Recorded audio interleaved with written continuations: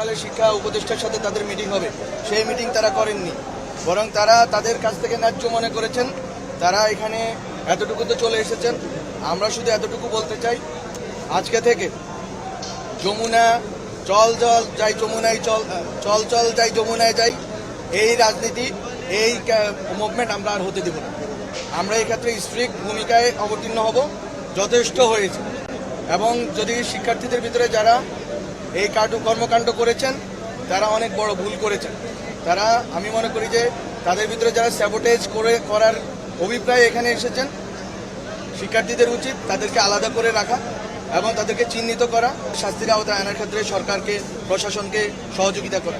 কারণ একটি যদি সঠিক দাবি হয়ে থাকে, এই দাবিটার ন্যায্যতা আমরা অস্বীকার করছি না, কিন্তু আপনাদের দাবি এবং আপনাদের উপরে আজকে যে পুলিশের যেই অবস্থান, এই অবস্থানকে আপনারা ন্যায্যতা দিলেন আপনাদের অপকর্মের মাধ্যমে।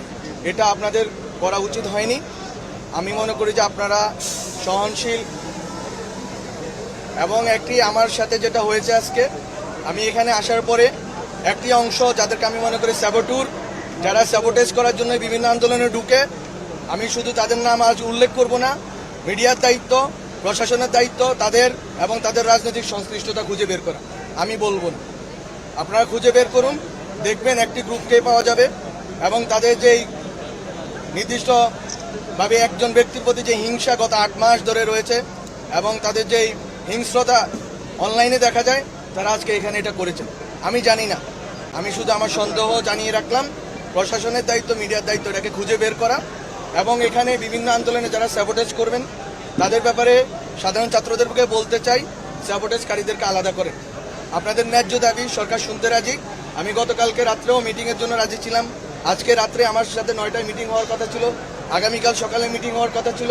কিভাবে হুট করে এই মিছিলটা সেই পুরান ঢাকা থেকে কাকরাইল পর্যন্ত এসে পৌঁছেছে আমরা জানি না। আমি আইন শৃঙ্খলা বাহিনীকে বলতে চাই যে শিক্ষক এবং শিক্ষার্থীরা যখন আন্দোলন করবেন, আপনারা অবশ্যই তাদের সাথে প্রথমে ডায়ালগ করার চেষ্টা করবেন, প্রথমে সংলাপের চেষ্টা করবেন, প্রথমে কোনোভাবে ফোর্স ইউজ করবেন না। এটা আমাদের একটা ট্রমা, আমরা যারা অভ্যুত্থানে অংশ নিয়েছি।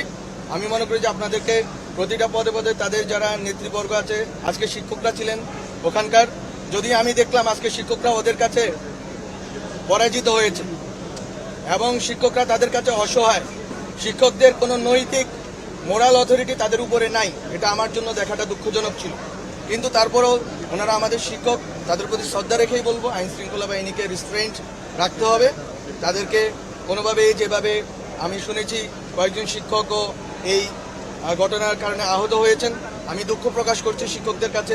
শিক্ষার্থীদেরকে বলবো আন্দোলনের ক্ষেত্রে আপনারা আগে, যে কোনো আন্দোলনের ক্ষেত্রে, যে কোনো ন্যায্য আন্দোলন সরকার শুনতে রাজি আছে, বসতে রাজি আছে, কথা বলতে রাজি আছে,